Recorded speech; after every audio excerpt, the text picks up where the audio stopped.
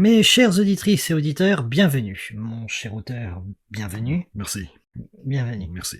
Mon cher Roger, malvenue. Ok, Oh, merci. finalement, vous l'avez gardé.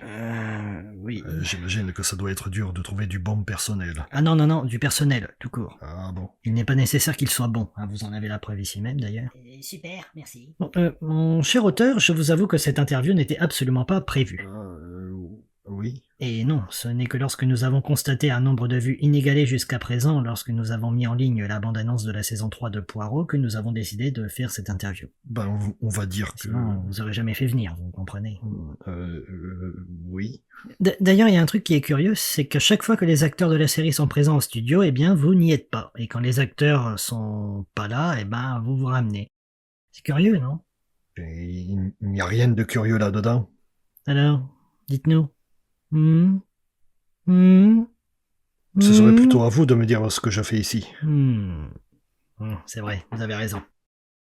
Nous allons demander à notre ami Roger de bien vouloir lancer le jingle de l'émission, en espérant qu'il ne se soit pas endormi comme la dernière fois. Allez, c'est parti!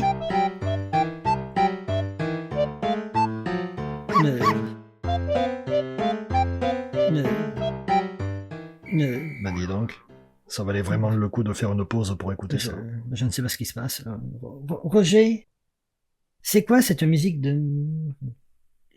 Comment? Non, je disais, c'est quoi cette musique de merde? Bah, j'en sais rien, moi, c'est le CD que tu m'as donné. Bah, trouve-moi une autre pour la fin, ok? Enfin, essaye. Ok.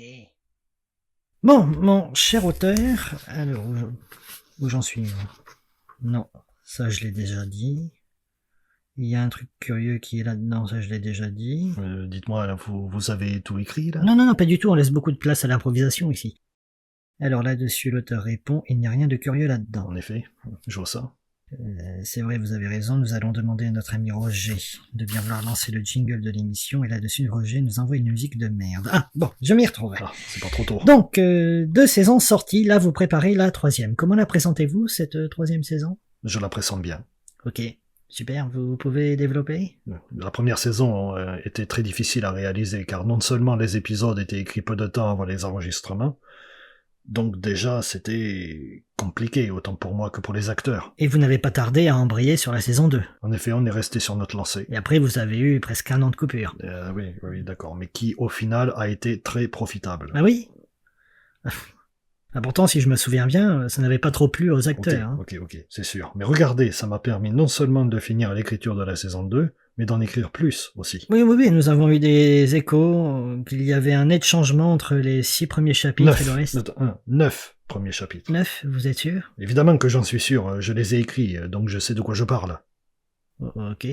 Donc oui, il y avait une différence nette entre les 9 premiers chapitres et donc le reste, que ce soit dans le montage, dans la musique et dans la réalisation. Je tiens à noter que dans la première saison, absolument tout était fictif. Et que dans la saison 2, on commence à s'intégrer un peu plus dans la réalité. Des exemples? Bien sûr, je peux vous en donner des exemples. Tenez, rien qu'au chapitre 1, il y a effectivement un bureau de la Lloyds Bank à l'angle de Piccadilly et Sackville Street.